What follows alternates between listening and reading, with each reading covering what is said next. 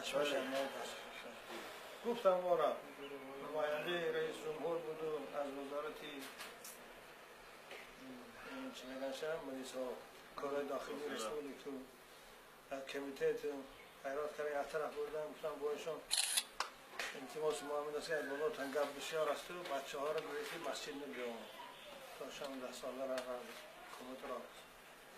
ما تو شب شما رو کی پیش مرمون کردن سپارش بالاست میگه سپارش بالا میگه اون گفتم من آقای بالا فرمان داد از خدا که بنده های منو به مسجد دعوت کن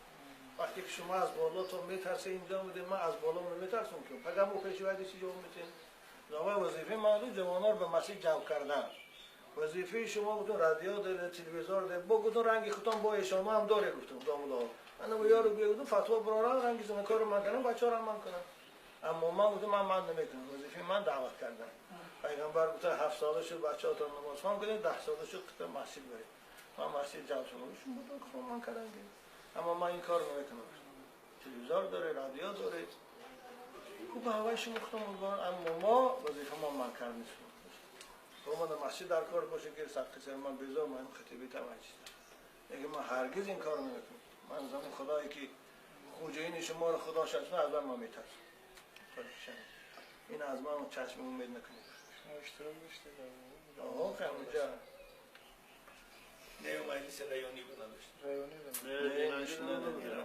کم آدمی رو مجلسش یا با رفتیم جمع شدیم من هم نبودم دیروز همین بار اول رفتیم یکم بار رئیس پاکم نام شدن ما رو فیروز کردن هم ما رئیس جماعت و مقای اومد حضر نره نمیشه همین مجلس که شده سیوش که یه آدم از پایان خیست دست یک کاغذ بود تحصیل همین رئیس بود جناب رئیس همین نمیشه که همین از آنها را آخر مرادیان من کنیم چطور قوقا میکنه هم مجادن همین از آن گفت شما نگاری که من غذا خیست اصلا ویران شد ما تو خود کیه یا وقت گو کی رئیس تکوری نشده بود تو رو جنازه تو آدم از بین شد ما دونه آواز گو کیه و خیلی نشالی ملیسی رایونه ما دونه اگر تو عروس میشدی من در جواب گفتی قبل میگردم عروس میشدی اگر من گذرنده وقتی که تو مسلمان یا از پدر و مادر مسلمان شدی گفتم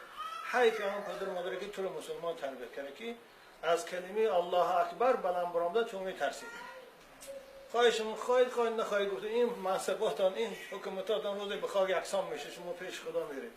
امروز در کریم گفتم از کلیسا شما از آواز اذان تا میترسید جنگ شد رئیس میگه این دولت قانون داره من قانون وقتی که قانون دولت خلاف کرونا ما قانون قبول نداریم وقتی دیدم را بالا گفتم رو قانون میدن جنگ شد دو مسلمان از اذان ترسید آیا هم به آواز اذان است که فیض برکه در اینجا است و الا گفتن اذان که تمام شد دانه که عذاب خدا بالا تانده میبیاد خاطر تو جمع کنید نه نشانی مدرسه گید بکار میرن گفتم نه خودینی بالا گید